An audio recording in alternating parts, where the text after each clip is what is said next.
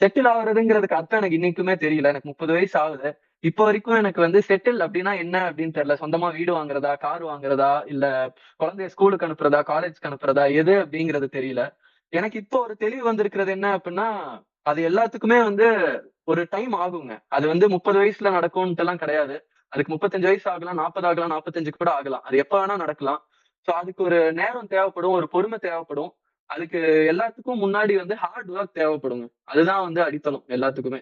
Heart வொர்க்க வந்து நம்ம விட்டுறக்கூடாது என்னைக்குமே. ஒரே சீக்ரெட் எந்த விஷயமா இருக்கட்டும். அது எக்ஸ்போர்ட்ன்னு நான் சொல்றது கிடையாது. நம்ம நார்மல் வொர்க் எடுத்துக்கிட்டாலும் சரி, இல்ல ஏதோ படிக்கிறதா இருந்தாலும் சரி, ஹார்ட் வொர்க் தாங்க ரெசிபி. எல்லாத்துக்குமே வந்து ஹார்ட் வொர்க் தான் main. First ingredient hard work தான். சோ நம்ம இன்னைக்கு அத மறந்துட்டோம். நம்ம இந்த இந்த ஆட் பார்க்கிறப்பலாம் Instagram ஆட் பார்க்கிறப்ப நம்ம அத மறந்துடுறோம். அது இல்லாம பண்ணிரலாமோ?